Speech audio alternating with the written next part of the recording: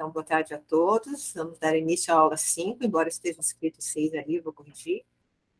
Então, a nossa aula 5 do curso Magnetismo e Espiritismo pela Sociedade Espírita Obreiros do Senhor. Então, vamos ao índice da nossa aula de hoje. Vamos falar alguma coisa da relação magnetismo e espiritismo, segundo Kardec, o ensaio teórico das curas instantâneas. Aí vamos entrar já nos centros de força, usinagem e o nosso exercício prático no final. Então, vamos para a parte teórica, né?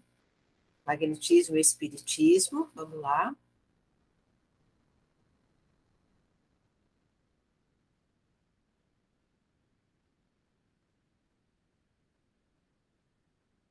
Está conseguindo mudar de tela, Pereira? Sim, só um pouquinho que é isso. Então, é um texto tirado da Revista Espírita de outubro de 1858. Então, nós já trouxemos na aula passada um texto de março de 1858, né, mostrando a relação entre o magnetismo e o espiritismo. Aí, na Revista Espírita de outubro, Kardec, quando ele trata do emprego oficial do magnetismo animal e está falando sobre a doença do rei da Suécia, então, lá pelas tantas, ele diz: o espiritismo liga-se ao magnetismo por laços íntimos. Essas duas ciências são solidárias uma com a outra. E, todavia, quem eu teria acreditado? Ele encontra adversários obstinados mesmo entre certos magnetizadores do espiritismo, né? Que eles, os magnetizadores, não os contam entre os espíritas, não, os adversários não os contam entre os espiritistas, né? Então, a mesma coisa que ele já tinha dito anteriormente, né? Que os espíritas todos eram adeptos do magnetismo, né? Mas alguns magnetizadores é que não aceitavam ainda o espiritismo, né? Então, continuando o texto, os espíritos sempre preconizaram o magnetismo, seja como meio curativo, seja como causa primeira de uma multidão de coisas. Os espíritos, né? Eles defendem sua causa e vêm prestar-lhe apoio contra seus inimigos.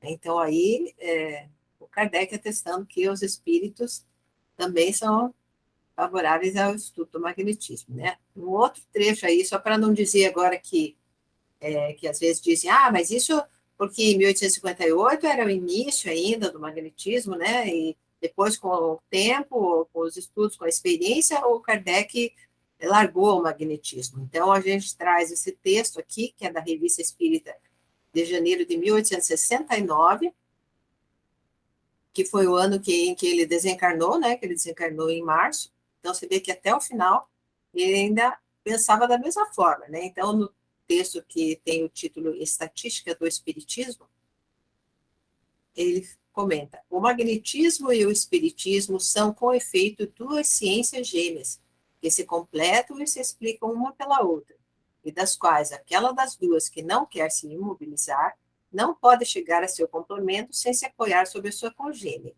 Isoladas uma da outra, elas se detêm no impasse. Elas são, reciprocamente, como a física e a química, a anatomia e a fisiologia. Né? Então, não tem como se desligar uma da outra. Então, vamos agora tratar das curas instantâneas. Né? Então, tem um texto lá na Revista Espírita de março de 1868, que Kardec denominou ensaio teórico das curas instantâneas. Quer dizer, essa era a teoria que ele desenvolveu, né, para explicar como que aconteciam as curas instantâneas. Então, vamos ver o que ele diz. De todos os fenômenos espíritas, um dos mais extraordinários é, sem contradita, o das curas instantâneas. Compreende-se as curas produzidas pela ação continuada de um bom fluido, né, porque é o que os magnetizadores fazem, né? Eles vão fazendo, aplicando, dia após dia, ou semana após semana, até conseguir uma cura, né? Mas se pergunta como esse fluido pode operar uma transformação súbita no organismo, e, sobretudo, por que o indivíduo que possui essa faculdade não tem acesso sobre todos os que são atingidos pela mesma doença, admitindo que haja especialidades. A simpatia dos fluidos é uma razão, sem dúvida, mas que não satisfaz completamente, porque nada tem de positivo nem de científico. Entretanto, as curas instantâneas são um fato, que não poderia ser posto em dúvida. Então, como é um fato, ele vai tentar explicar, né? Se não se tivesse em apoio, se não exemplos dos tempos recuados, poder-se-ia, com alguma aparência de fundamento, considerá-los como lendários, ou pelo menos como amplificados pela credulidade. Mas, quando os mesmos fenômenos se reproduzem aos nossos olhos, no século mais cético, a respeito das coisas sobrenaturais, a negação já não é possível, e se é forçado a neles ver não um efeito miraculoso, mas um fenômeno que deve ter sua causa nas leis da natureza, ainda desconhecidas.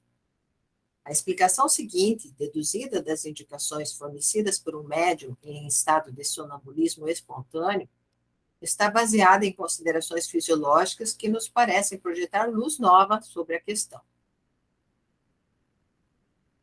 Ela foi dada por ocasião de uma pessoa atingida por graves enfermidades e que perguntava se um tratamento fluídico lhe poderia ser salutar. Então, foi feita essa consulta e o médium em sonambulismo, então, ia dar essa explicação, né? Por mais racional que nos pareça essa explicação, não a damos como absoluta, né? Porque Kardec sempre diz que não se pode aceitar piamente assim, só, mesmo sendo um médium sonâmbulo, né? Mas a título de hipótese e como tema de estudo, até que tenha recebido a dupla sanção da lógica e da opinião geral dos espíritos, único controle válido das doutrinas espíritas, e que pode assegurar a sua perpetuidade. Então, veja como Kardec era cuidadoso, né? Por isso que ele falou que esse texto é um ensaio só, né? Até que seja comprovado. Na medicação terapêutica, são necessários remédios apropriados ao mal, não podendo o mesmo remédio ter virtudes contrárias, né? Isso é um remédio normal, assim, na alopatia, né? Então, o remédio não pode ter virtudes contrárias, ser ao mesmo tempo estimulante e calmante, muito picante e refrescante. Não pode convir a todos os casos. É por isso que não existe um remédio universal, né? Um único que possa curar todas as doenças e todas as pessoas.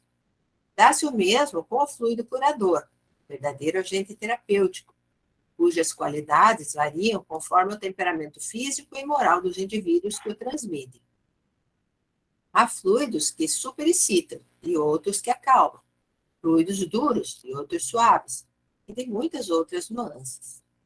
Segundo as suas qualidades, o mesmo fluido, como o mesmo remédio, poderá ser salutar em certos casos, ineficaz e mesmo nocivo em outros, de onde se segue que a cura depende, em princípio, da apropriação das qualidades do fluido à natureza e à causa do mal. Eis o que muitas pessoas não compreendem, e porque se admiram que um curador não cure todos os males. E aí a gente percebe hoje, assim, uma tendência maior, né, dos medicamentos também, vamos dizer assim, específicos para cada paciente, né? Hoje essas clínicas, esses laboratórios de manipulação estão crescendo bastante por causa disso, né? Então, que quando eles já estão tentando fazer não um remédio genérico, né? Que eles falam lá que você toma um remédio lá que curasse todas as doenças daquele tipo, mas já estão querendo fazer já de acordo com hoje, com o advento aí que eles estudaram aí o DNA e todas as composições do corpo, fazer um remédio específico para aquele lá, né? Para aquele paciente. E aí entra esses laboratórios aí de manipulação que fazem especificamente para aquele paciente um determinado remédio, né? Não é igual para todos. Porque o próprio médico que conhece o paciente já sabe que, por exemplo, ele tem alergia a alguma coisa, já não pode dar esse remédio, né? Então, isso sempre houve na medicina mesmo antiga, né?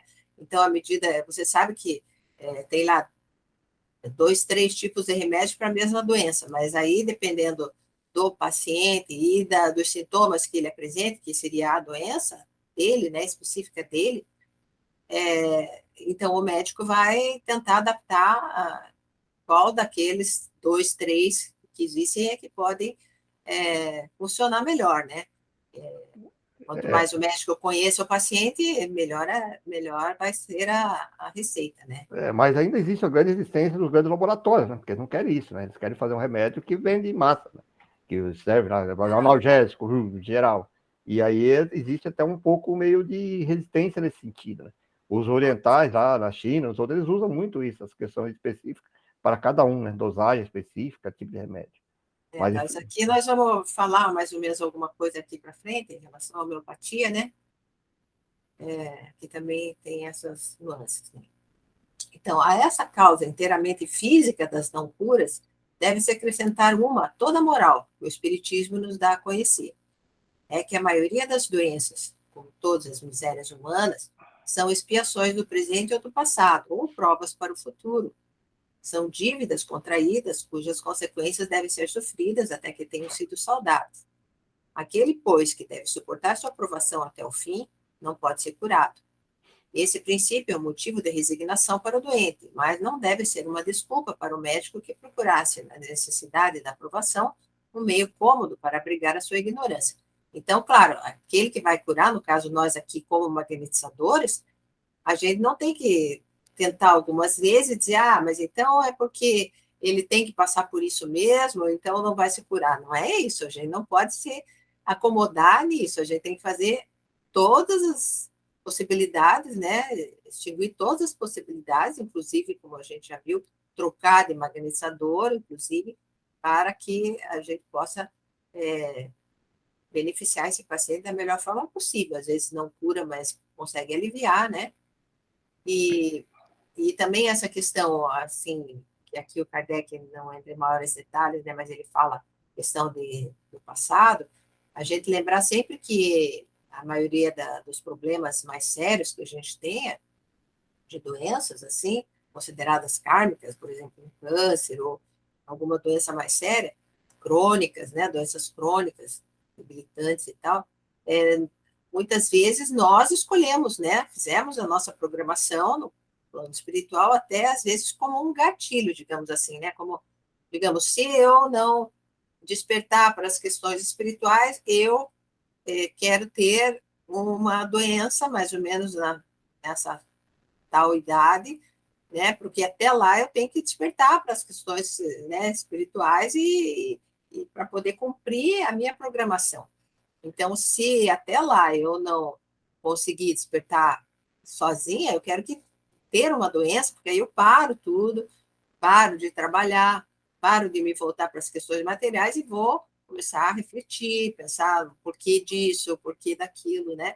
Então, muitas vezes, a gente sabe que nós mesmos ajudamos, né? Pelo menos concordamos com essas provas que vêm para nós, né?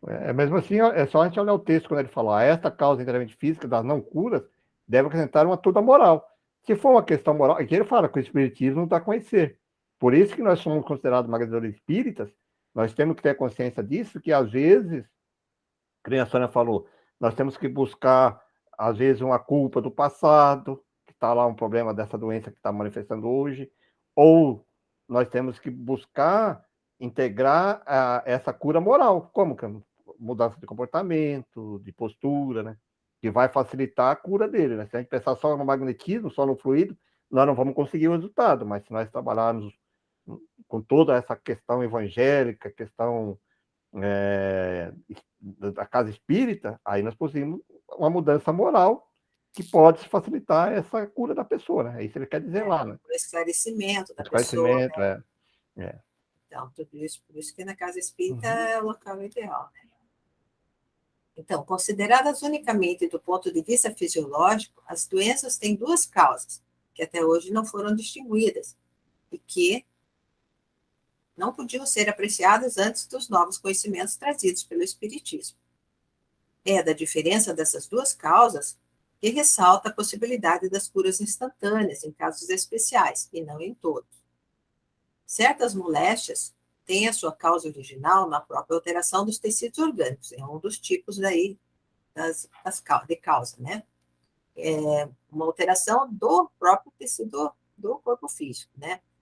É a única que a ciência admite até hoje. E como, para remediar, não conhece senão as substâncias medicamentosas tangíveis, não compreende a ação de um fluido impalpável, tendo a vontade como propulsor, que é o caso do fluido magnético, né, que a gente direciona pela vontade. Entretanto, aí estão os curadores magnéticos para provar que não é uma ilusão, né?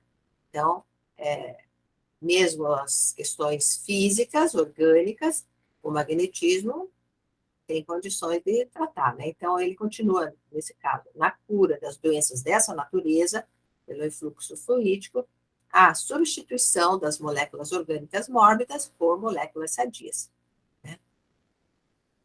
A substância fluídica produz um efeito análogo ao da substância medicamentosa, com essa diferença: sendo maior a sua penetração, em razão da tenuidade de seus princípios constituintes, age mais diretamente sobre as moléculas primeiras do organismo, né, as menorzinhas lá, do que o podem fazer as moléculas mais grosseiras das substâncias materiais.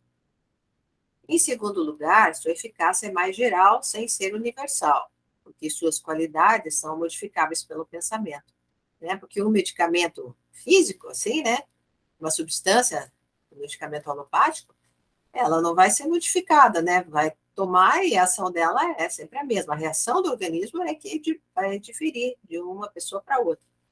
Mas o fluido magnético já não, né? Você projeta o teu fluido com uma intenção de fazer tal, ter tal ação, né? Então, dependendo do caso, você vai dirigir o teu fluido, embora tenha as tuas características como magnetizador, aquele fluido leva as tuas características, mas você vai direcionar com uma intenção diferente. Então, elas são modificáveis pelo pensamento, né? Enquanto as da matéria são fixas e invariáveis e não podem aplicar-se senão em determinados casos. Tal é, em tese geral, o princípio sobre o qual repousam os tratamentos magnéticos. Acrescentemos sumariamente e de memória, já que não podemos aprofundar aqui o assunto, que a ação dos remédios homeopáticos em doses infinitesimais é baseada no mesmo princípio. A substância medicamentosa, levada pela divisão ao estado atômico, até certo ponto adquire as propriedades dos fluidos, menos, todavia, o princípio anímico, que existe nos fluidos animalizados e lhes dá qualidades especiais. Então, ele está explicando que aqui o fluido magnético também tem características especiais como a medicação homeopática, né? É individualizado, porque a homeopatia tem que ser receitada para o paciente, não para a doença, né? Então, também tem essa característica de personalização, né? E também como ela é energética, também vai atuar nas partes menores lá do corpo físico, né? E o fluido magnético ainda tem alguma coisa a mais, que é o princípio anímico nosso, né? Que está levando qualidades especiais que são modificadas pelo pensamento, como ele já falou, né? Em resumo, trata-se de reparar uma desordem orgânica pela introdução na economia, quer dizer, no organismo, né, de materiais sãos, substituindo materiais deteriorados. Esses materiais sãos podem ser fornecidos pelos medicamentos ordinários em natura, né, que é a medicação alopática, né, por esses mesmos medicamentos em estado de divisão homeopática, que é o segundo caso. E, enfim, pelo fluido magnético, que não é senão matéria espiritualizada. São 3 modos de reparação, ou melhor, de introdução e a dissimilação dos elementos reparadores. Todos os 3, né, a alopatia, a homeopatia e o fluido magnético, estão igualmente na natureza e têm sua utilidade conforme os casos especiais, o que explica por que um tem êxito onde o outro fracassa, porquanto seria parcialidade negar os serviços prestados pela medicina ordinária. Em nossa opinião, Kardec, né, são 3 ramos da arte de curar, destinados a se suplementarem e a se complementarem, conforme as circunstâncias, mas dos quais nenhum tem laço para se julgar a panaceia universal do gênero humano. E aí, adicionando mais a medicina chinesa, né, como a Pereira falou há pouco, que na época não se conhecia lá na Europa, né, seria uma quarta forma de ação. Mas aí também, assim, também a medicina chinesa não cura tudo, né? Então você tem que optar entre uma dessas, ou fazer de forma complementar, né, tentar uma e outra, para uma complementar a outra, ou se tentar uma primeiro, aquela não resolveu, você tenta outra, e assim vai. Aí é importante aí colocar que o próprio Kardec coloca que nós jamais podemos, por exemplo, ter, vamos dizer assim, a audácia de dizer assim, não, abandona todos os remédios que eu vou te curar você pelo magnetismo. Ele já disse ali. Existem as 3 questões que nenhuma pode ter o direito de achar que vai curar tudo, né? E Então, saber cuidado nós temos que tomar, né? que não existe incompatibilidade também, né? Você pode Exato. estar Uma complementa a tomando a outra. medicação e outra complementar, como ele disse. Exatamente.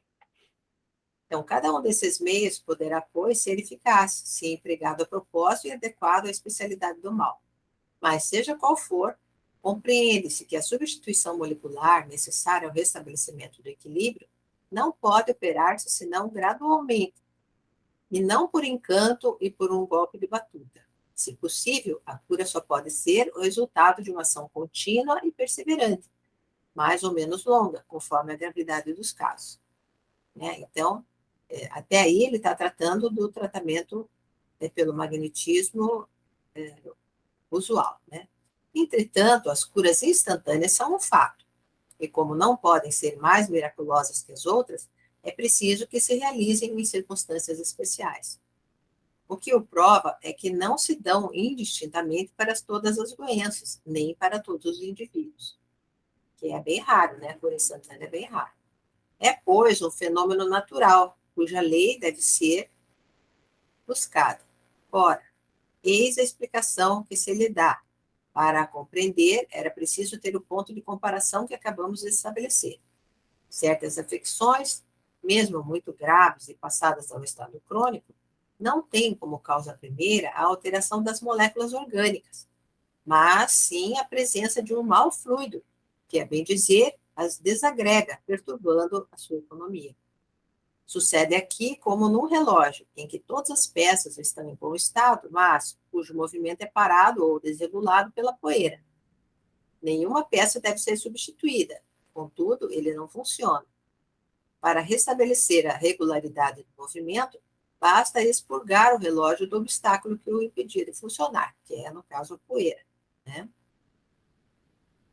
Tal é o caso de grande número de doenças, cuja origem é devida aos fluidos perniciosos de que é penetrado o organismo. Para obter a cura, não são moléculas deterioradas que devem ser substituídas, mas um corpo estranho que se deve expulsar. Desaparecida a causa do mal, o equilíbrio se restabelece e as funções retomam seu curso. Concebe-se que, em semelhantes casos, os medicamentos terapêuticos, destinados por sua natureza a agir sobre a matéria, não tenham eficácia sobre o agente fluídico.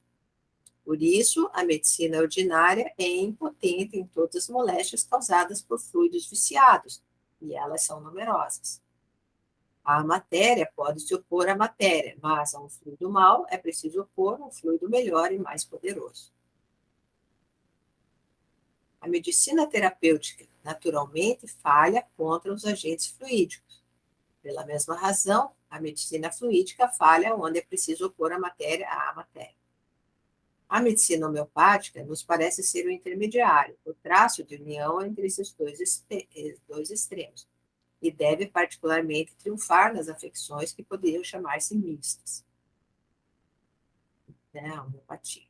Seja qual for a pretensão de cada um desses sistemas à supremacia, o que há de positivo é que, cada um do seu lado, obtém incontestáveis sucessos, mas que, até o presente, nenhum justificou estar da posse exclusiva da verdade, donde se deve concluir que todos têm sua utilidade e que o essencial é os aplicar adequadamente.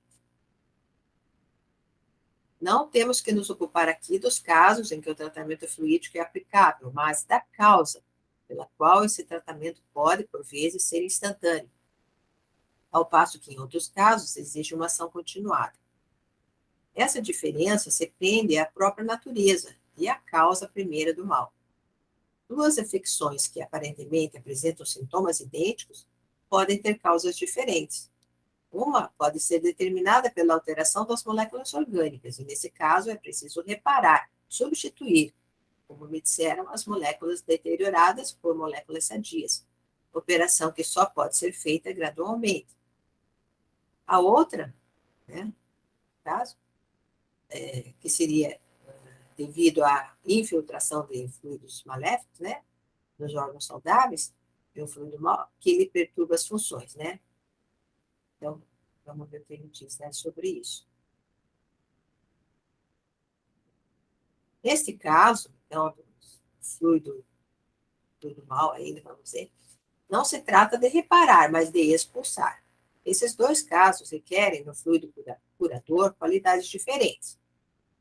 No primeiro, que é questão orgânica, né, é preciso um fluido mais suave que violento, sobretudo rico em princípios reparadores. No segundo, quando é para expulsar um fluido ativo, precisa um fluido enérgico, mais adequado à expulsão do que à reparação. Segundo a qualidade desse fluido, a expulsão pode ser rápida e como por efeito de uma descarga elétrica. O doente, subitamente livre da causa estranha que o fazia sofrer, sente-se aliviado imediatamente, como acontece na extirpação de um dente estragado. Não estando mais obliterado, o órgão volta ao seu estado normal e retoma suas funções. Assim, podem explicar-se as curas instantâneas, que não são, na realidade, senão uma variedade da ação magnética. Como se vê, elas repousam sobre um princípio essencialmente fisiológico. Nada tem de mais miraculoso que os outros fenômenos espíritas. Compreende-se, desde logo, por que essas espécies de cura não são aplicáveis a todas as doenças. Sua obtenção se deve, ao mesmo tempo, à causa primeira do mal, que não é a mesma em todos os indivíduos, e às qualidades especiais do fluido que se lhe opõe. Disso resulta que uma pessoa que produz efeitos rápidos nem sempre é adequada para um tratamento magnético regular, e que excelentes magnetizadores, que estão acostumados a fazer esse tratamento seguido, né, contínuo, são impróprios para curas instantâneas. Essa teoria pode assim resumir-se. Quando o mal exige a reparação de órgãos alterados, necessariamente a cura é lenta e requer uma ação contínua e um fluido de qualidade especial. Quando se trata da expulsão de um mau fluido, ela pode ser rápida e mesmo instantânea. Para simplificar a questão, não consideramos senão os dois pontos extremos, mas entre os dois pontos extremos há matizes infinitos. Isto é, uma multidão de casos em que as duas causas coexistem em diferentes graus, e com mais ou menos preponderância de cada uma, em que, por consequência, é necessário, ao mesmo tempo, expulsar e reparar. Conforme aquela das duas causas que predomina, a cura é mais ou menos lenta. Se for a do mau fluido, após a expulsão, é preciso a reparação, porque a gente sabe que o mau fluido, por muito tempo, ele vai acabar afetando também a parte orgânica, né?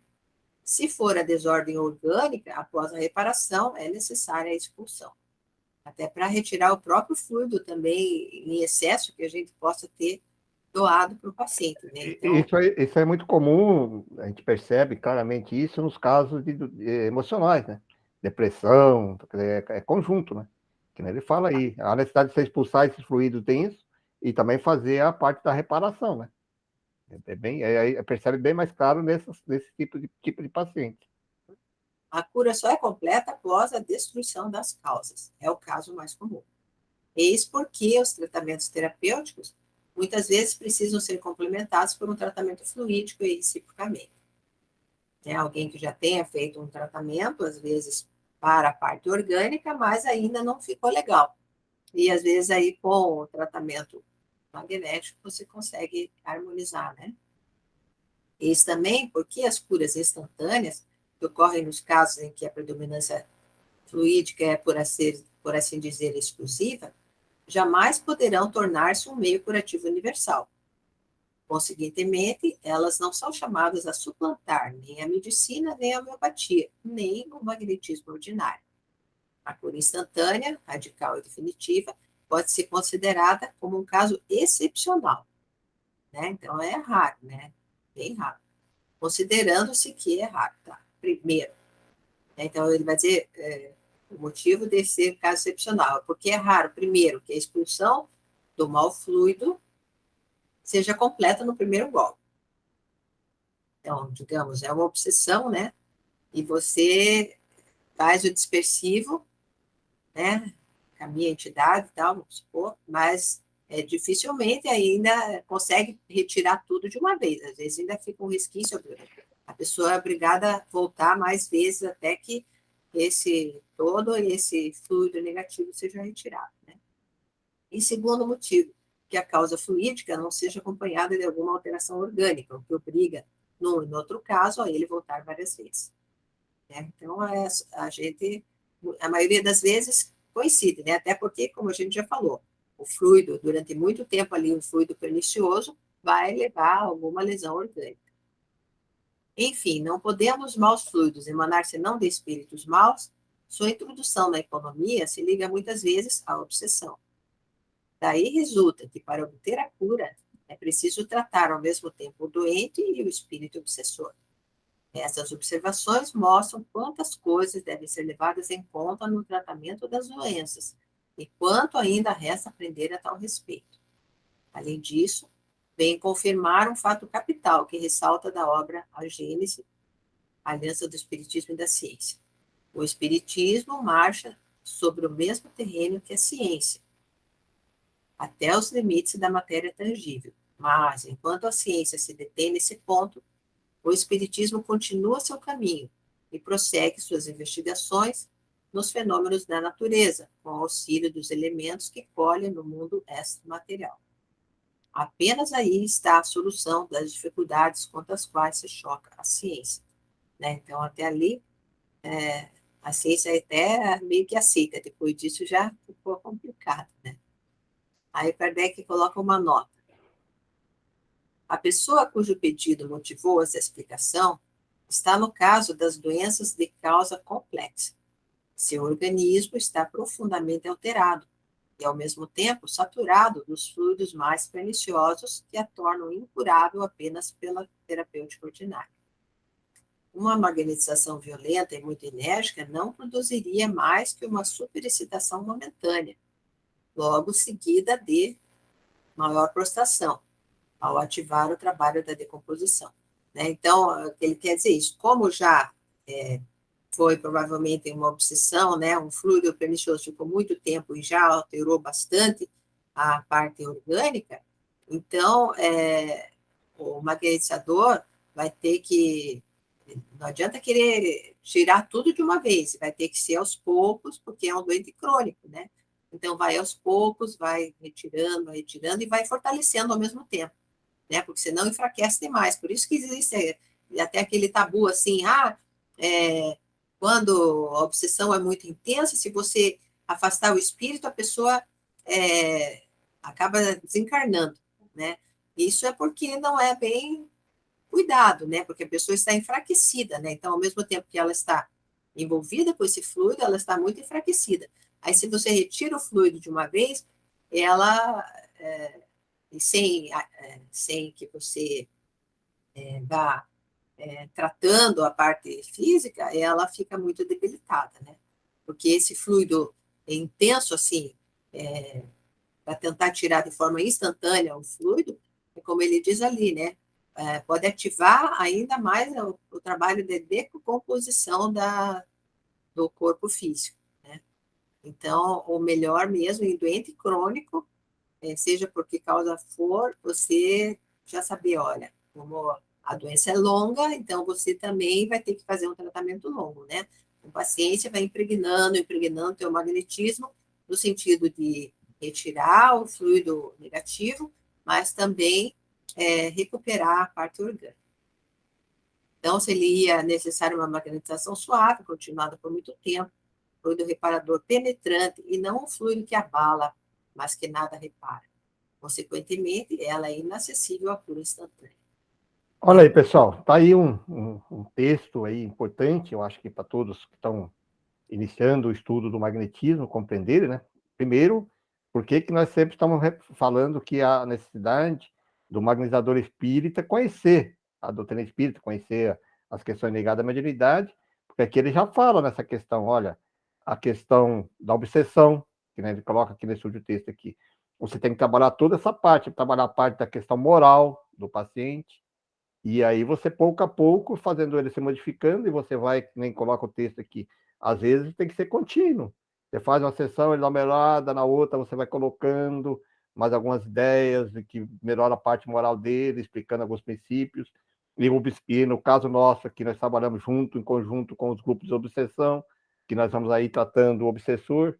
É esse o objetivo, né? Pode-se até ter um alívio imediato, porque eu já vi casos que você chega na pessoa, você dá um passo e a pessoa sente bem pra caramba, e às vezes nem volta mais, porque fica tão bem que não volta. Então, que Mas é são raro. os casos mais agudos, né? Pelo É, que o Kardec diz aqui. Agora, à medida que essa obsessão é prolongada, e às vezes a gente sabe que vem de outras vidas até, essas difícil. obsessões. Então, elas vão precisar de um tempo longo, e não pode desistir. Pode dizer, esse caso não tem jeito, porque não melhora quase, e tal. Não, a gente tem que insistir, tem que ser persistente. E às vezes chega para nós aqui, só em termos de ilustração, para vocês saberem dessa complexidade.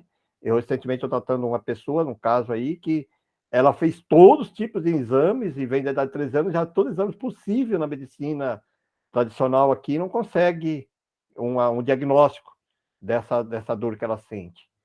Então, onde é que está isso? Aí que nós vamos buscando, né? A gente começa devagarinho, buscando, a pessoa já houve a melhora. Ela fez, inclusive, um outro exame da espinha lá, que é um exame doloroso pra caramba, que era o último recurso para ver se descobria de onde que vinha essa dor, e deu negativo. Não apareceu nada ali. Então, a pergunta é sempre essa: de onde é que está vendo essa dor? Se a gente não conhecer tudo isso que está sendo colocado aqui, você já vai abandonar o paciente. Fala, pô, isso aí não tem jeito. Mas não, a gente vai trabalhando, a pessoa vai melhorando um pouquinho, já melhorou um pouquinho, vai melhorando, melhorando, e você vai trabalhando ela. Isso é só apenas para ilustrar para vocês a importância de conhecerem o magnetismo, né? Conhecer o espiritismo, né? A doutrina espírita nesse tratamento, gente. Então, vamos entrar nos centros de força agora, né? Então, os centros de força, também chamados centros vitais, estão localizados no perispírito e perpassam o campo vital, que é o duplo etérico, né, que a gente já viu, e ligam-se aos plexos nervosos do corpo físico. Então, na figura aparece aí, por exemplo, o plexo solar, que é um feixe de nervos ligados à região do estômago, né? Ele vai se ligar, então, a um centro vital, né, que vai atravessar, que vem lá do perispírito, atravessa o pretérico e chega até a parte física, né? E assim, cada um dos centros de força. Depois vocês olham com detalhes. Cada centro de força ou centro vital é um vórtice energético que capta e doa fluidos, né? Então, ele faz isso num movimento automático e constante, semelhante à respiração, né? Dependendo como ele vai girando para um lado e para o outro, ele vai, para um lado ele doa, para um lado ele recebe, né? Por isso que você vai, como na respiração, né? Você nem percebe, aquilo é automático, não tem como você controlar, né? E aí você sente os fluidos ambientes e, ao mesmo tempo, você está irradiando os seus próprios fluidos, né? Então, isso é um movimento constante de vai e vem. Então, vamos ver um vídeo para ilustrar, depois nós comentamos o vídeo, tá? A palavra chakra vem do sânscrito e significa roda de luz, também conhecido como centros vitais, fulcros energéticos ou centros de força. Geralmente são visualizados por videntes e clarividentes como campos em forma de redemoinhos, com a aparência de uma flor, com pétalas irradiantes e coloridas. O nosso corpo é regido por esses centros, que vibram em sintonia uns com os outros ao influxo do poder diretriz da mente, estabelecendo um veículo eletromagnético no qual o pensamento vibra em circuito fechado antes de exteriorizar-se. Cada célula do nosso corpo pode ser considerada um motor elétrico ou diminuto centro vital. O complexo humano é formado por centenas de chakras, que são classificados como mínimos, menores, maiores, secundários, principais e primordiais. Esses centros de força desempenham diversas funções, dentre elas a de reger as atividades fisiológicas dos órgãos a eles relacionados. Levando em conta as várias escolas que estudam o tema, definimos como primordiais 10 centros: o coronário, o cerebral ou frontal, o ágina, o laríngeo ou da garganta, o cardíaco, o gástrico ou solar, o esplênico, o umbilical, o genésico ou sexual e o fundamental. Na animação, vemos a parte anterior e posterior de cada chakra, que juntas formam um só órgão. Esses centros de força giram em alternância, repetindo o sistema de respiração num movimento permanente de emissão e absorção de energia. O giro é sincronizado e complementar entre o chakra anterior e o posterior. Os chakras são formados por microtúbulos, que são estruturas ocas, compostas por inúmeros blocos de moléculas idênticas. Esse elemento base, aqui aumentado milhares de vezes, junta-se a outros microtúbulos, formando uma complexa rede capilar. São microtúbulos menores que se inserem em microtúbulos maiores, num processo sucessivo. São justamente esses microtúbulos de diversos tamanhos que dão ao chakra a aparência de pétalas. Aqui vemos um exemplo dos microtúbulos maiores. E aqui, microtúbulos menores preenchendo os microtúbulos maiores.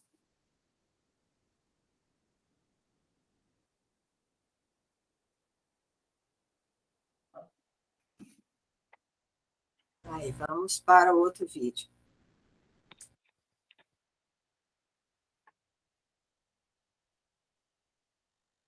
Assim como os chakras, a aura também é formada por microtúbulos, que podem ser vistos com maior precisão no duplo etérico.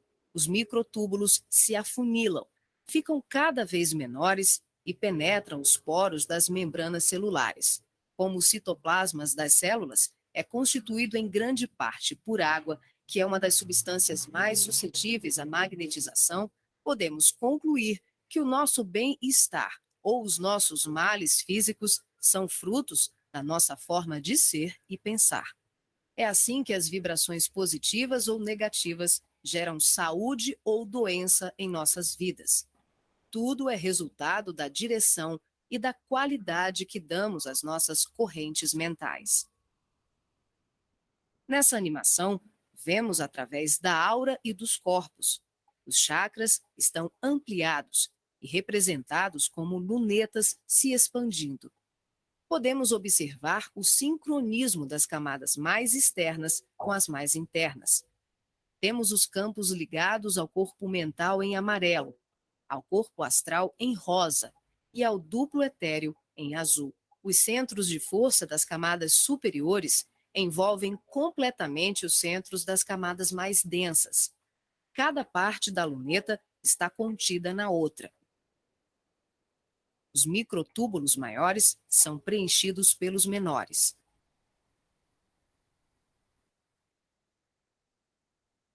Responsável também por funções psíquicas, os chakras estão relacionados com algumas capacidades de percepção. São núcleos importantíssimos em vários processos mediúnicos, formando uma rede complexa de assimilação, armazenamento e emissão de vibrações ou energias mentais ou sutis. Os centros de força podem ser considerados portais dimensionais, por onde fluem as correntes mentais que assimilamos e emitimos em regime de sintonia durante as diversas manifestações medianímicas.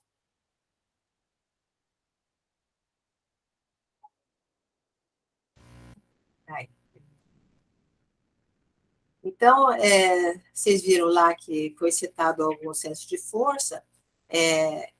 Então, existem algumas variações entre a linha do Espiritismo, né?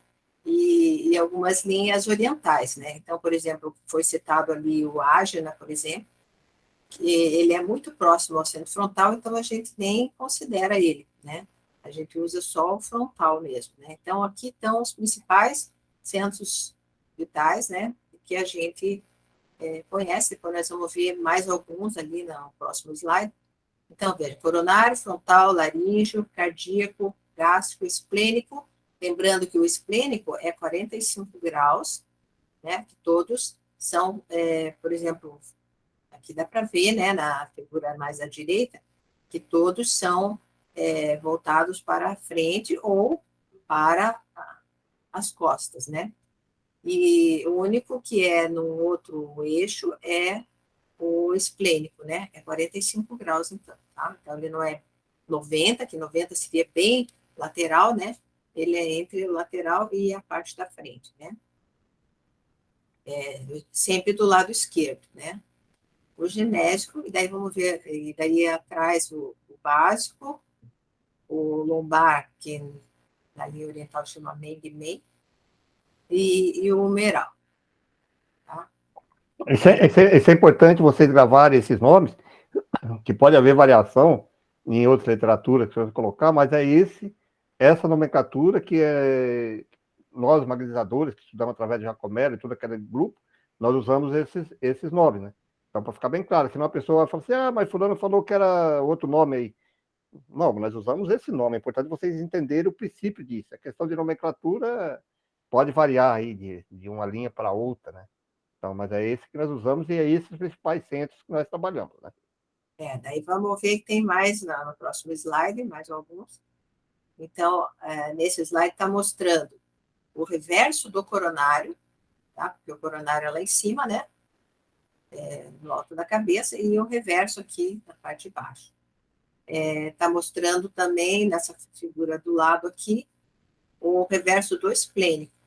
E ainda na figura maior, o centro, o lombar já estava lá na outra, que é o meio-meio, né? Então, a de diferente aqui é só o reverso, né? O reverso do coronário e o reverso do esplênico, né? Então, se o esplênico ele fica a 45 graus na parte frontal do lado esquerdo, o reverso dele é 45 graus na parte posterior do lado direito, né? Porque é como se passasse um tubo, né? Como vocês viram na figura lá no vídeo, né? É um tubo e o reverso fica exatamente na mesma linha, né? Tá? Deu para entender? Se tiverem alguma dúvida, pergunta. Estudem, que isso é importante, tá, gente? Para todo o nosso trabalho para frente, nós vamos basear em cima disso. Essas aqui, tá?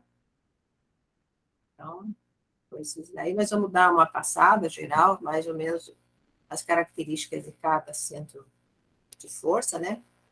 Então, o coronário é o de mais alta frequência, né? Frequências mais sutis, né? E é considerado, então, o centro da sabedoria. Recebe os estímulos do espírito, do próprio espírito da pessoa, né? E comanda os demais centros. Dele emanam as energias de sustentação do sistema nervoso. Corresponde, em termos de glândula, à epífise, ou pineal, né? Que todo mundo conhece a epífise. Na mediunidade, propicia sintonia, aproximação e contato com espíritos superiores, né? Espíritos mais elevados. No magnetismo, percebe, capta os fluidos espirituais e se utiliza os fluidos anímicos emitidos para o mundo espiritual, né? Então, através se você vai manter contato, fazer oração, é através desse centro de força que você vai estar irradiando. O frontal, também de alta frequência, não tanto quanto o coronário, mas é alta frequência, conhecido como centro da intuição. Relaciona-se com os processos da inteligência, ligado à palavra, cultura, arte, ou saber, jamais ligado à parte do sistema nervoso mesmo do corpo físico, né? Então, ele administra o sistema nervoso central, tem relação direta com a glândula pituitária, que se chama também hipófise, e estreita relação com a pineal também, né? Na mediunidade, responde pela vidência, audiência e intuição, e atua na exteriorização de fluidos ectoplásmicos, da parte, quem doa assim na parte superior, né? Por exemplo, que sai pelo nariz, pela boca, pelos ouvidos, né? Então, quem controla isso é o centro frontal. No magnetismo, destaca-se nos processos hipnóticos, sonambúlicos e de regressão de memória. O centro laríngeo também é de alta frequência, é o centro da criatividade ou da vontade.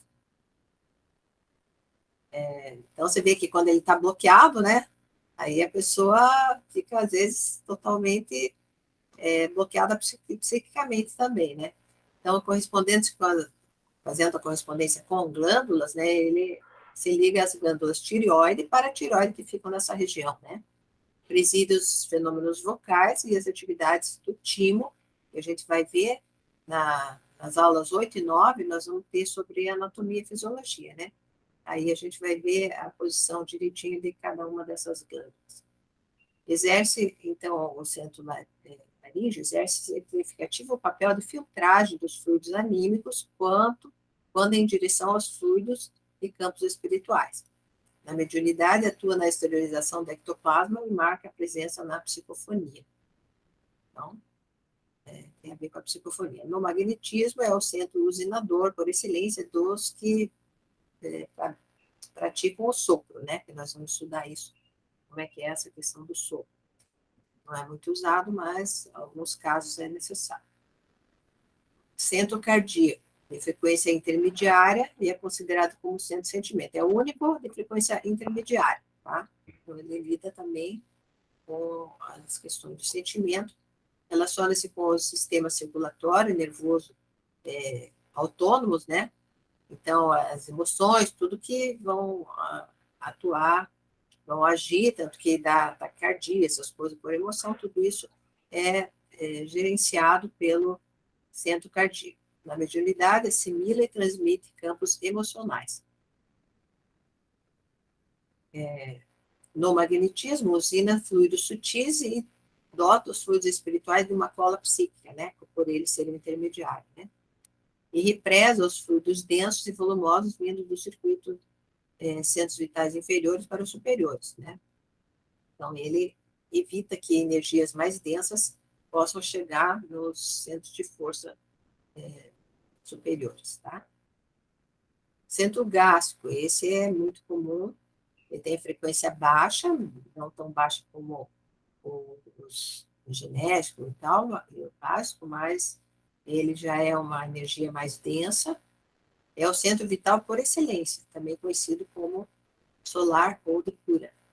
Então, muitas pessoas sentem, né, alguma sensação aqui nessa região, e a gente sabe até que, por exemplo, no trabalho em grupo mediúnico, né, as percepções que a pessoa sente ali, né, de energias densas, né, então muitas pessoas sentem ali nessa região, e às vezes sente alguma coisa, mesmo sem ser uma energia densa, porque às vezes ela está doando, né, energias por ali. Então, nem sempre é uma percepção, às vezes é uma doação, né? Então, é a mais ativa usina dos fluidos vitais do magnetizador. Então, a maioria dos magnetizadores vai produzir doação através desse centro de força, do gástrico, né? Corresponde diretamente com as suprarrenais e o pâncreas. Na mediunidade, fornece energias de atração a espíritos sofredores e tensos. No magnetismo, usina a maior quantidade de fluido vital que o organismo normalmente produz para automanutenção, doação e esterilização. Isso é importante nos grupos mediúnicos, como a senhora falou, a gente costuma, você percebe claramente quando você está se aproximando de entidades sofredoras, você vai sentir uma doação de energia através do gástrico, né? E então você vai se conhecendo e vai conseguindo identificar o tipo de entidade que você está tratando. E quando você está tratando as pessoas também, você vai perceber a mesma coisa, né? Você vai perceber. E é muito comum, a maioria das pessoas sente. O que mais primeiro começa a sentir é pelo gástrico, né? A maioria começa a reclamar, que é mais comum. Aí o esplênico, também de baixa frequência, é o centro do equilíbrio energético. É igualmente grande produtor de fluidos vitais, né? E ele reforça o gástrico. Refere-se diretamente ao baço, né, no corpo físico, mas ele atua também sobre o fígado, pâncreas e rins, todos esses órgãos que ficam nessa região. Na mediunidade, opera a doação fluídica a espíritos fragilizados com graves descontinuidades espirituais. Então, aqueles espíritos que têm, que sentem que falta uma perna ou um braço, né, tem algum defeito assim, então, a doação que se faz, muitas vezes, é através do esplênico para doar esse tipo de energia para ajudar a restaurar o perispírito das entidades, né? E assim também no magnetismo, né? Através do centro esplênico, a gente faz doação de fluidos para recomposição orgânica, especialmente quando se refere à reconstituição de órgãos, de ossos, etc. Tá? Então, tem uma doação mais intensa para essa restauração orgânica, né? Através do esplênico. E muitas pessoas que têm, não é muito comum a pessoa ter isso usualmente, né? Mas às vezes quando a pessoa doa por ali, né? No momento que está doando, às vezes chega a sentir uma dor mesmo nessa região. E esse centro esplênico, ele é essencial na terapia antidepressiva. Quando a gente for estudar sobre depressão, a gente vai falar bastante do esplênico. Então, além das questões físicas, né, assim, intensas, ele também atua na questão da depressão, né, da parte espiritual, emocional da pessoa, né.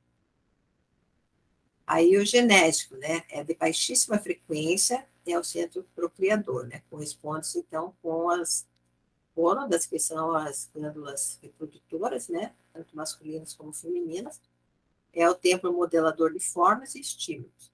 A mediunidade também libera fluidos de vigorosa atração magnética. O magnetismo é grande usinador de fluidos densos, elabora densos campos fluídicos que, quando bem canalizados, podem propiciar vigorosos potenciais energéticos no campo do amor e da criatividade. Então, essa questão da sublimação, que muitos fazem através da arte, né, tudo que envolva a criatividade, né, essa energia que é sexual, ela é desviada, né, assim, para essa parte da criatividade, né? Então, a pessoa se sente realizada, né, não precisa ser, às vezes, de uma forma sexual, né? Essa energia de criatividade, ela pode, então, canalizar para, para a arte, para qualquer coisa inclusive, outro tipo de caridade e tal, que possa fazer no campo do amor, né? Vai estar, digamos assim, utilizando, né, esse centro de força para que ele não fique congestionado quando existe, né, às vezes está congestionado porque a pessoa, por exemplo, não mora sozinha, não tem ninguém, né, para trocar essas energias, então, a importância de canalizar essas energias para não haver problemas ali nesses órgãos que são geridos pelo centro genésico, né? Centro humeral. Ele é de média frequência, embora ele esteja lá na altura do laríngeo, né? Mas como o fluxo de energia, ele desce lá do coronário pelos centros de força que são frontais, né? Que são pela frente do corpo, e ele retorna por trás, então ele demora para se sutilizar. Então, o humeral ainda não é um fluido assim muito sutil como o do laríngeo, ele é de média intensidade de frequência. Então, guarda alguma relação com o centro laríngeo, mas ele não é exatamente o reverso, né, do laríngeo, mas ele guarda alguma relação. Na mediunidade, exerce ou recebe força magnética sobre a ação espiritual, especialmente quando os comunicantes são espíritos inferiores ou sofredores. Sofredores e obsessores também, não está ali, mas espíritos obsessores também é comum acoplar, digamos assim, né, nesse centro de força humeral. O magnetismo capta fluidos para tratamentos da parte dos ossos, do sistema nervoso central e da medula. Aí o centro lombar, ou MEG-MEI, ou o reverso do umbilical. Ajuda o refluxo do circuito energético como uma espécie de bomba, né? Para fazer com que a energia, então, que desceu aqui pela frente, ela suba, né? Converte as energias vitais densas em energias mais sutis, interfere nos rins, nas suprarrenais e na pressão arterial. Então, quando o paciente tem algum problema nessas regiões, né, a gente tem que trabalhar bem esse centro de força. Interage com o reverso do esplênico para atuar sobre pâncreas. O excesso de ativação desse centro vital pode provocar forte elevação da pressão arterial. Sua deficiência pode provocar baixa de vitalidade.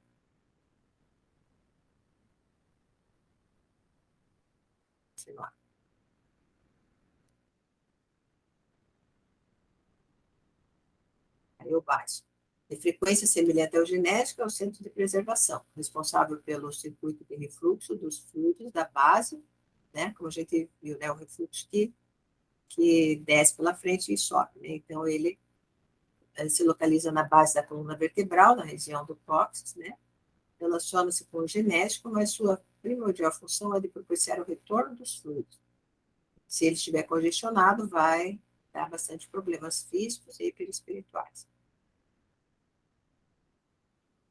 O reverso do esplênico, de frequência semelhante ao esplênico, 180 graus com ele, né? Mas lembrando que é 45 graus com os outros.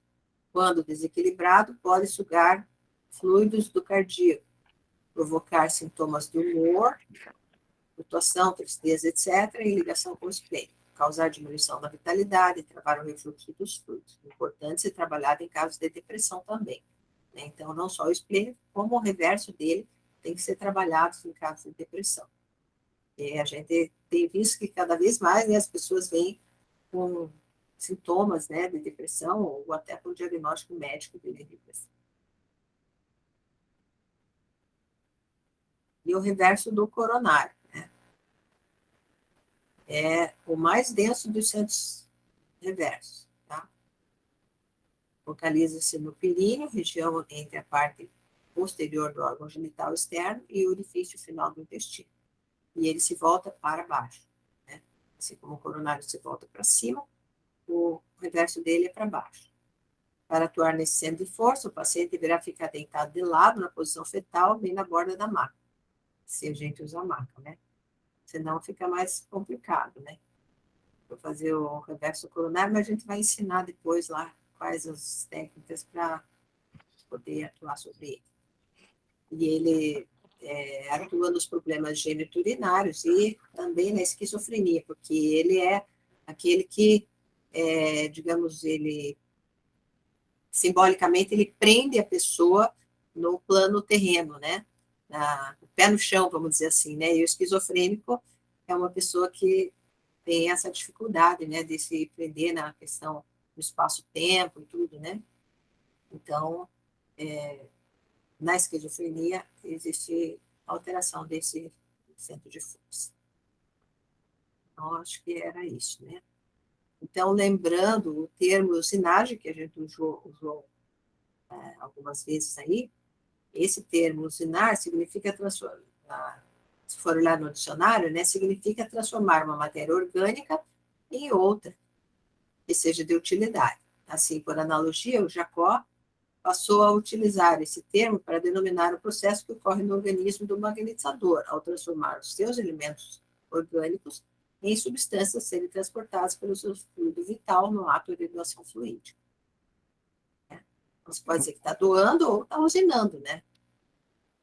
Só para entender que quando fala que está usinando, você está transformando esses seus fluidos, dando a qualidade dele para você passar para o paciente. Ele está usinando que você percebe que o seu centro de força está preparando esses fluidos, né? Então, é o termo usado assim para quando a gente usa principalmente quando você tem a percepção de que aquele centro de força teu está trabalhando, né? Então, você diz, eu estou usinando no centro gástrico, por exemplo, né? Estou sentindo ele. No esplênico, no cardíaco, no frontal, aí cada Seja um. no qual for.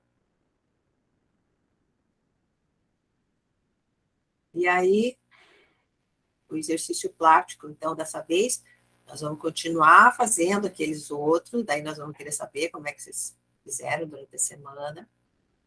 Mas, além disso, nós vamos adicionar mais esse de hoje, que é, vocês vão simular a doação de fluidos, com usinagem, através de cada um dos centros vitais.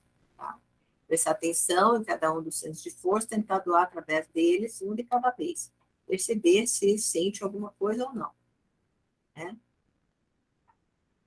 O que ficou de dúvida? Que é bastante informação aí, né? Tem muitas coisas, eu sei que não vai... Vocês não vão... por exemplo, o que cada um dos centros de força faz, isso aí é com o tempo que vão memorizando, né? Mas queria saber se deu para entender toda a explicação, se ficou dúvida, o que vocês queriam perguntar, estão à disposição. Só que é importante vocês já entenderem aqui que houve até uma pergunta anteriormente ali, com a questão de você ser esponja ou você ser doador, né? Lá no vídeo, no segundo vídeo, ele já fala sobre essa questão. É tudo relacionado no que você está pensando, olha, sentimento e pensamento. Então, o que você está pensando, ele está influenciando no teu corpo. Quer dizer, nós temos que aprender esse controle, né? Então, quando esse exercício ele tem essa finalidade. Você observar o teu centro de força e perceber, quando você diz assim, agora eu vou doar, agora eu vou receber. Por exemplo, se você está perto, sentindo a energia de uma energia boa, numa oração, numa prece, você está recebendo, absorvendo pelo coronário. E aí, às vezes, a necessidade de você reverter, em vez de você ser a esponja, você vai reverter com os seus pensamentos, com os seus sentimentos, em vez de você puxar o fluido, você vai doar. Entenderam?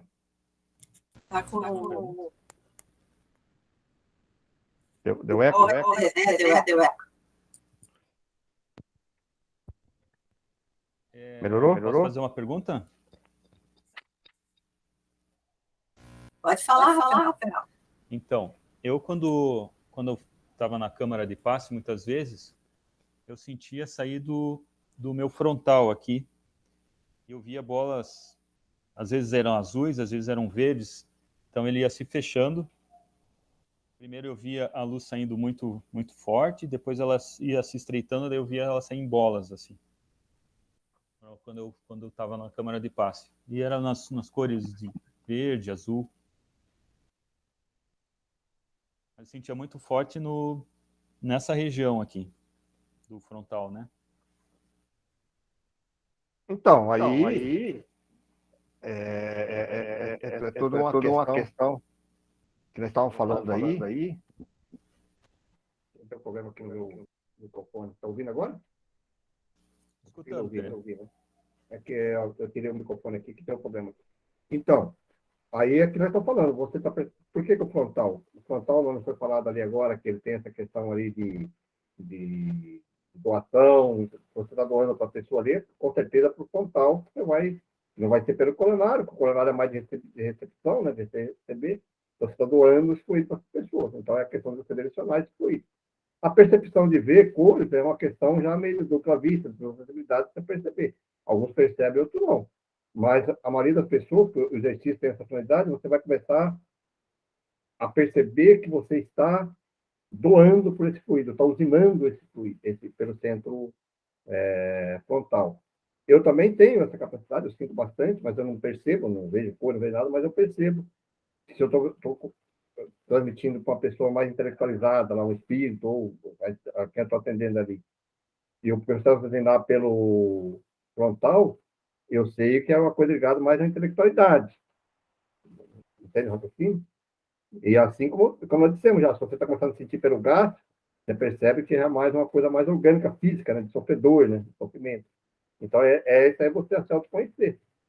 Né? Então, o que vai acontecer? Que talvez você percebia mais, por causa daquele momento de concentração ali dentro da cama de paz, você tinha mais essa facilidade de perceber ali. Mas, se você chegar perto de algumas pessoas, você vai sentir tipo aquele imbróglio no estômago ali e tal, que é o gato.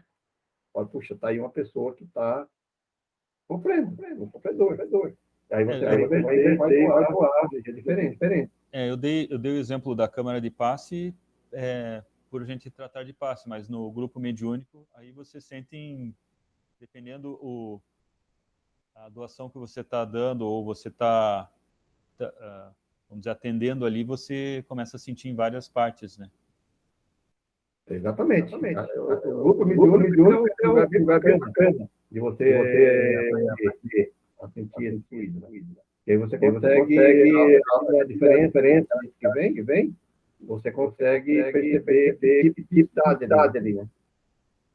Você, opa, pelo corredor, se for pelo frontal, opa, é intelectualizado.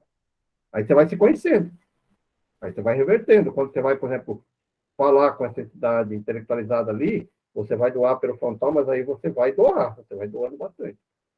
Né? Você não pode deixar puxar para você, que não puxa para você, você tem dificuldade. A mesma coisa do gasto, que você percebeu que ele está só usinando para dentro, você está fazendo, é o contrário, você tem que reverter isso e doar energia para ele. Né? Fazer o chakra trabalhar da maneira que você está doando. Bem bacana isso.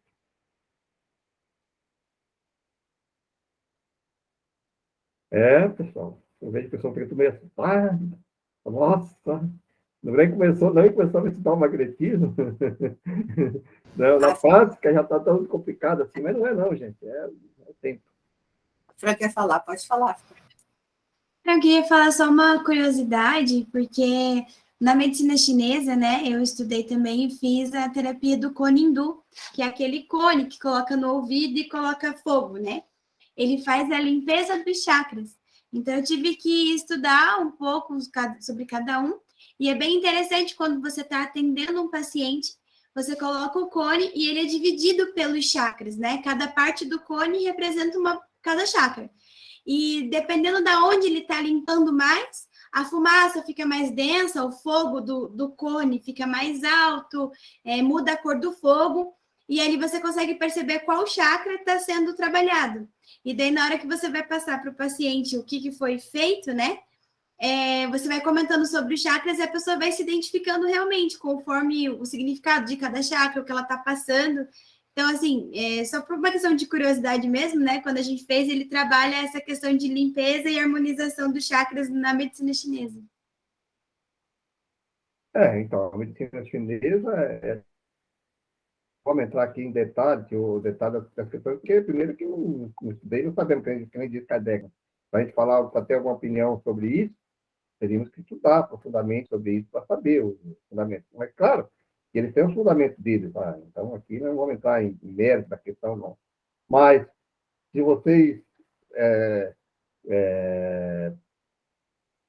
prestarem atenção nesse que nós estamos falando do centro de força e do magnetismo, que nós estamos falando aqui, você consegue também fazer a harmonização de todos os centros de força. Nós estamos falando de parte individual, né? Visualizado. Se você pegar o livro de Barbara Brain, eu estudei, inclusive, o livro dela lá, ela tem uma técnica diferente. E ela, segundo ela, mostra lá no livro e no estudo, que é resultado positivo. Aqui não estamos entrando no mérito de cada um, né? Ela tem a sua maneira, estudou a sua maneira, a questão da dupla vista dela, da evidência, da maneira que ela via as coisas e conseguia resultados. Nós procuramos desenvolver e nosso estudo em cima dessa maneira que nós estamos colocando aqui, que é onde é praticado pelo magnetizador de espírito. Uhum. E olha, se vocês perceberam, por quê? Porque nós vamos além disso. Nós procuramos, inclusive, não passar para o paciente as percepções que nós sentimos. Por exemplo, eu estou dando um passo aqui, eu percebi uma desarmonia lá no gasto, colocando assim, nós não falamos para a pessoa. Até para não criar uma questão assim, né? Podemos orientar, olha, tem que procurar buscar um especialista assim, dar uma estudada, tal. Não, só para dizer que eu já tive contato, assim, digamos, com não, essa bacana isso. De cada centro de força ali, dele tá mais congestionado, ele tá mais desequilibrado. Então, assim, eu tive contato, só que de uma outra vertente, de uma outra forma, mas já tive contato com essa questão de você perceber aonde está o desequilíbrio e para fazer essa limpeza, assim, então... Então, uma coisa pode complementar a outra. Isso que eu falo para você, eu não é que nós somos contra. Eu acho que eu gosto de estudar também algumas coisas, assim, você falou de Barbara Brain, de outros estudiosos, a cura quântica. Busco de estudar. Eu acho que é importante a gente ter a mente aberta para tudo isso. Só que a gente pega e segue uma linha, né? A nossa linha de tudo é essa. E tem muitas coisas bacanas. Nós temos, inclusive, uma magnetizadoras dos Estados Unidos lá, que chama ela a Ionara, né? Ionara. Ela estuda muito essa questão ligada à medicina chinesa, essas coisas assim. Ela é magretadora. Ela continua trabalhando com magnetismo, mas ela estuda até para certificar, né? Da nossa maneira, né? De trabalhar. É bacana isso. Eu acho que tem que fazer isso mesmo. Tem que estudar outras linhas, outras questões. Né? Tudo se complementa, né? Ninguém Não fica não que na hora que você vai aplicar, você vai fazer as outras técnicas, né? Mas aquilo vai ajudar no teu conhecimento. No teu conhecimento. Por que eu falo isso? Porque muitas vezes algumas pessoas pegam e antes de estudar toda a parte do magnetismo que eu estou estudando aqui agora, até o final, e às vezes ela estuda um pouquinho aí a questão do magnetismo por cima, e quer trabalhar dentro da casa espírita, trabalhar conosco, e quer chegar ali e já quer modificar todo o trabalho, entendeu?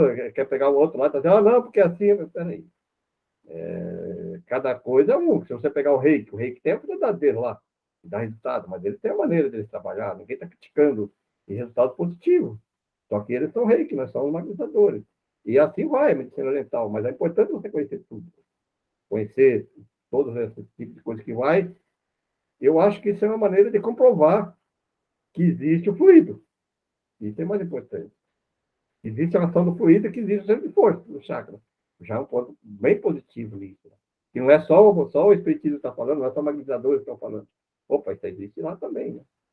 É rica. Olha, se eu pudesse, eu estudava as questões da medicina chinesa também, que é muito rica. Eu gosto muito dessas outras linhas.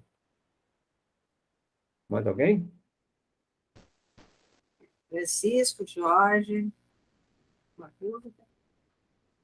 Aí queremos saber como é que foi durante a semana. Quem quer comentar alguma coisa que tenha percebido dos exercícios que foram colocados? Como é que foi? Conseguiram fazer? Ou não deu tempo? Oi, eu consegui praticar dentro na reunião mediúnica lá e tive algumas sensações bem interessantes, assim. Na compressão, no caso, senti um calor muito forte. A gente estava num trabalho de doar, teve que doar bastante energia no trabalho. E aí eu fiz o teste da compressão, então quando ia aproximando as mãos assim, ela travou num ponto ali que ela não ia mais e ficou muito quente mesmo. Mas aí o trabalho discorreu e daí eu não consegui fazer as outras, a dispersão ali, esticamento, né, que a gente tinha falado. Aí ali eu não consegui fazer, mas pretendo fazer essa semana. Hein. Eu acho que quem trabalha no grupo mediúnico, principalmente um dialogador, né, tem ali um laboratório fantástico. Né? Você consegue sentir tudo essa boa. Então você consegue perceber. É coisa que já guia. Mas como que você não tinha estudado, não percebia, você não dava nem ligava. Agora, como você já viu, já percebeu, aí você começa a perceber as ações diferentes. Você vai ver daqui para frente, vai melhorando cada vez mais.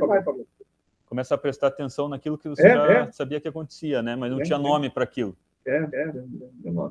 Aí você, opa, e aquilo que eu falado lá. Aí você começa a se aproximar, você começa a sentir já a energia, falando lá do tato, você começa a sentir, opa. Na hora que você dá o passo, você começa a sentir também. É um laboratório ali. Vai abrindo, né? E os médicos também sentem, com certeza. Os médicos falam disso. Puxa, a maioria dos médicos que passou pelo magnetismo relatam isso. Relatam essas situações. Bacana.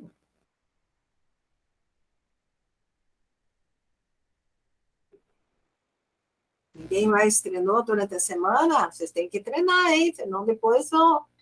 Na hora que for na presencial.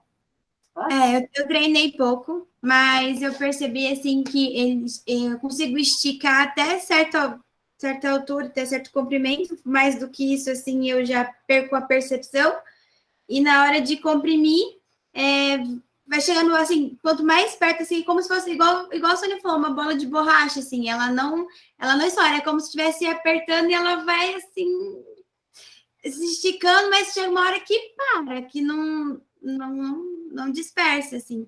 Então, a percepção que eu tive é isso, era como se eu estivesse apertando mesmo uma bexiga murcha, assim, sabe? Daí ela vai, assim, e vai se escorregando, se apertando, mas não estourou, pelo menos, não comigo. Sai, né? Você fez assim, o ar sai pro outro lado, né? Elas vai se esvaindo, assim, se escapando, assim, mas não chegou a estourar. E no comprimento ela vai até certo ponto, depois disso eu perco a percepção. Então eu consegui mais ou menos uns 20 centímetros, eu acho.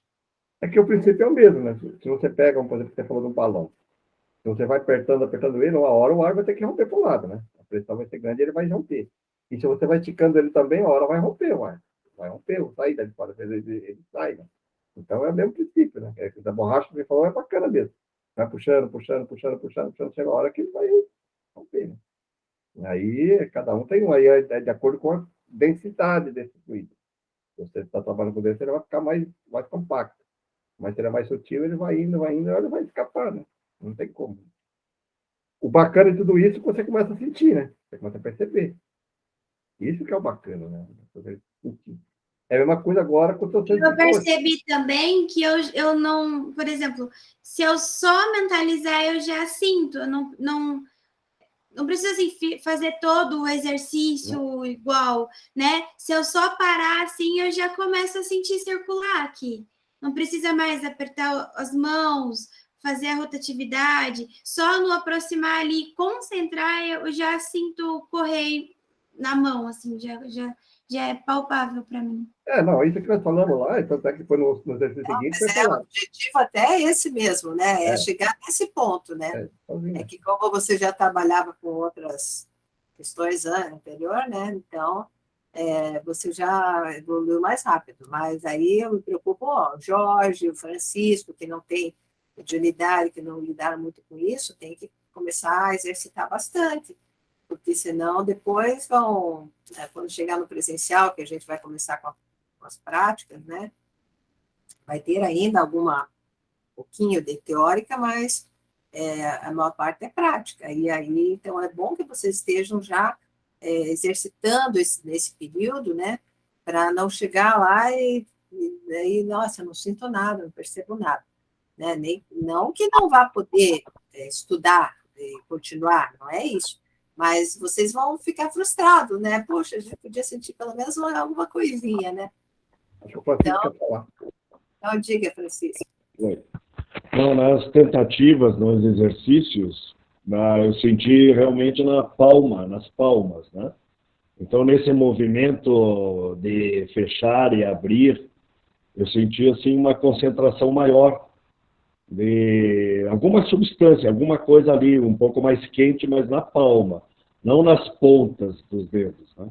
Mas na palma da mão mesmo. Então, você é mais palmar, então. Você é palmar. Isso é bom, e sobre essa questão de identificar quais as forças de energia, né, de centros de força que está sendo utilizado, penso que à medida que a prática estiver presente, ele vai conseguir essa percepção maior no corpo. Com certeza, sim, com certeza. Procure desenvolver isso no grupo mediúnico. Você está lá quando você está fazendo diálogo, você costuma abrir assim, essa percepção para você ver onde você está sentindo. Isso é uma prática também, no próprio grupo mediúnico lá que você está, mesmo que você não está fazendo diálogo ou está fazendo diálogo, você começa a tentar perceber, identificar qual centro de força está predominando a usinagem. Aí você vai começando devagarinho, é que nem o Rafael falou. Aqui, isso já existia, que a gente passava despercebido. Aí você começa a prestar atenção, você vai dizer, opa, estou no gato, estou no frontal, estou no cardíaco. Quando é com o sentimento, aquela culpa, aquela coisa da cardíaco.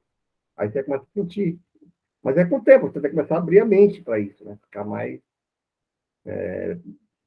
atento, né? Vamos dizer, com o tempo. Aí você começa a perceber isso com o tempo. Bacana. O Jorge tem alguma observação, Jorge?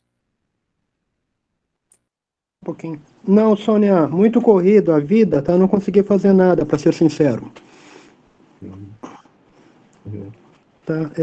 Vida de professor não é fácil, né? Estou consumido aí com atividades, inclusive sábado, domingo, né? Mas vou fazer, tá? Fica tranquila. Tá tudo anotadinho, né? Uma hora a gente faz. Tá bom, Jorge. Tá, Não, tá bacana, certo. tá aqui, é assim mesmo. É isso aí, vamos assistir. Uhum.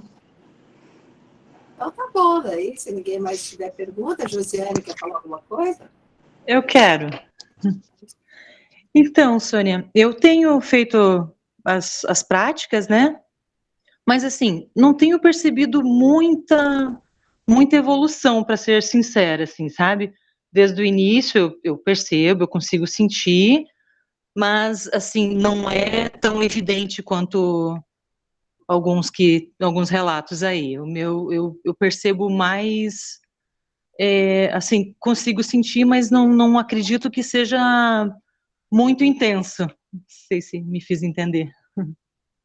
Sei, porque eu também sou mais ou menos que nem você, assim, fica tranquila. No começo é assim mesmo, né? Quando a gente não tem tanta sensibilidade, vai bem devagar mesmo. Mas é por aí. Depois, quando for lidar com o outro, né?